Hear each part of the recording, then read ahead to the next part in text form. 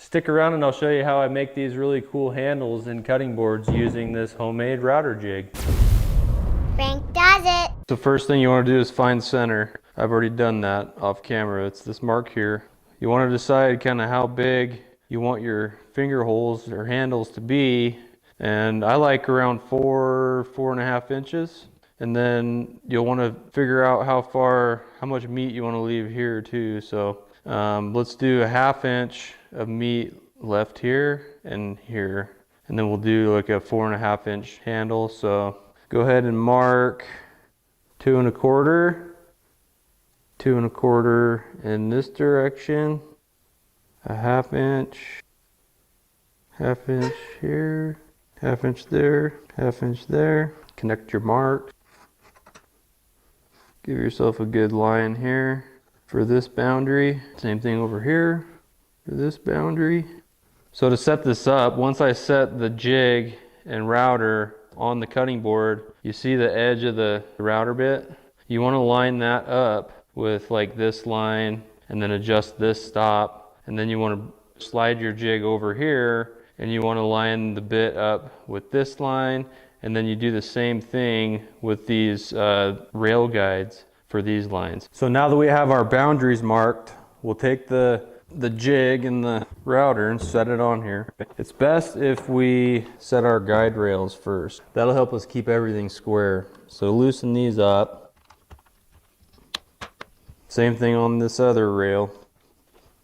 So now that these are loose, we'll go ahead and we'll move our router bit to where it's just in line with the red line, the red boundary line that's on this side. So, okay, so we locked that down. So we got this back rail kind of set. So we'll flip this over. You can see this is the one that we tightened down. So you want to look at your measuring tape here. Make sure that you're in the same at the same measurement on both sides. That'll make sure that this one is parallel. So now we know that we want our handle to be symmetrical on here. So if we are 1.5 inches, we're 1.5 inches away from the center for this rail. We know we can just go ahead and just do the same for this one. So I'll go ahead and adjust this to be 1.5 inches away from the center of the jig.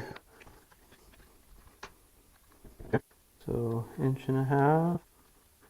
You don't have to use these measuring tapes, but I sure find it to be really nice for setup. It makes it a lot easier. Okay, so now these are all tightened down. We can go ahead and throw it back on the cutting board.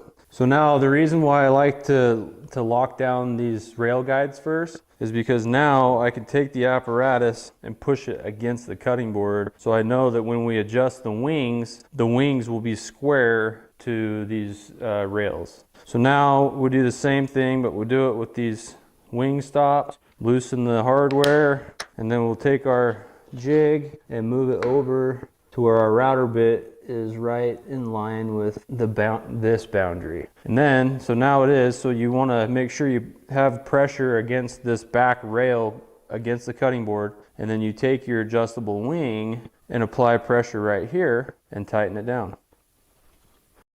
This video is sponsored by Shaper 3D. I actually use Shaper 3D to design this router jig. Check out their new visualization feature that allows you to drop textures and colors on your model quickly and easily without waiting on render speeds. If you'd like to get started with Shaper 3D, there's a link down in the description. Use coupon code FRANK10 at checkout, you can get a 10% discount. So now our boundary, this boundary is protected by this stop, so it can't go any further than this boundary. Now we'll just repeat that over here.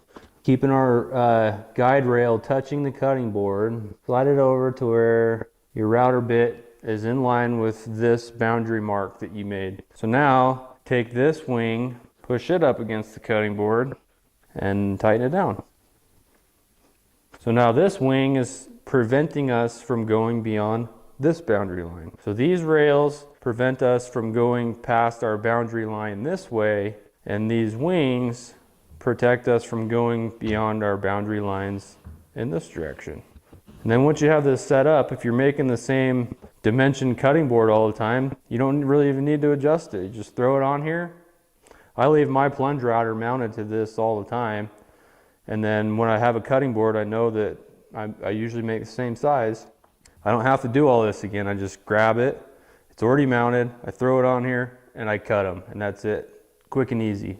So I'll flip it this way so you can see what I'm talking about.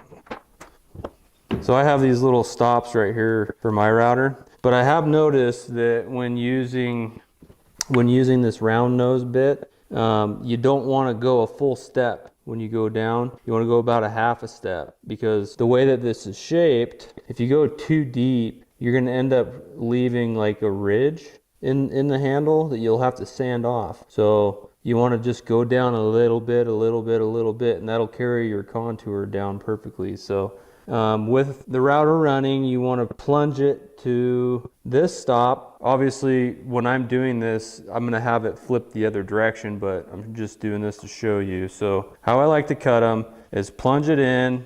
I like to start kind of not in the middle and not at the very edge, kind of just almost to the edge of your boundary line this way. I grab it like this, and I'm keeping positive control, and so I just kind of slowly move it this way. I'm pulling this direction against this guide rail against the cutting board. That keeps everything straight, okay? So I'm going like this over till I hit this stop. So now I can't go anymore. So now I want to control the jig and slide. Basically, we're wanting to go make like a clockwise rotation. So I'll go ahead and I'm applying pressure here on the cutting board, or on the wing against the cutting board on the edge, to make sure I don't, like, you know what I mean?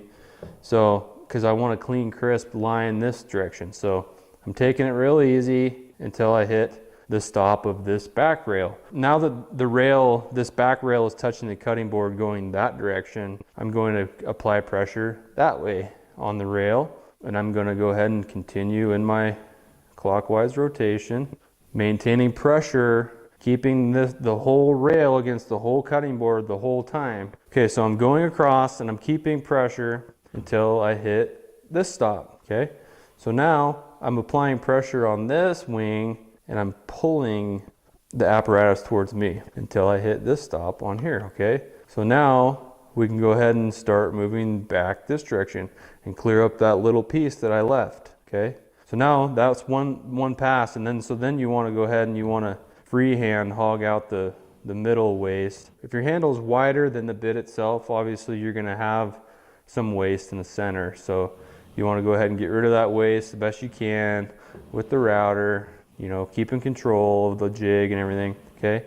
So now you got the waste removed. You got your first little chunk out. Now you'll repeat the process. You'll come back to your starting point, okay? And then you adjust your stop. Come down and like halfway, just halfway between this stop and this stop. Don't go clear to the other stop, or like I said, you'll get those grooves, okay? If you're using a straight bit, it doesn't matter. But for this round nose bit, you got to take more incremental pieces. So that's what I do. Then you go down and then you cut it, okay? And then you do the same thing as we did before. Then you lower your plunge router again and again and again, and then you just keep repeating it until you get to the desired depth. I usually go all the way until my plunge is maxed out. That usually is a pretty good depth, okay? So now that I've kind of shown you how I like methodically do it, I'm just gonna go ahead and do it.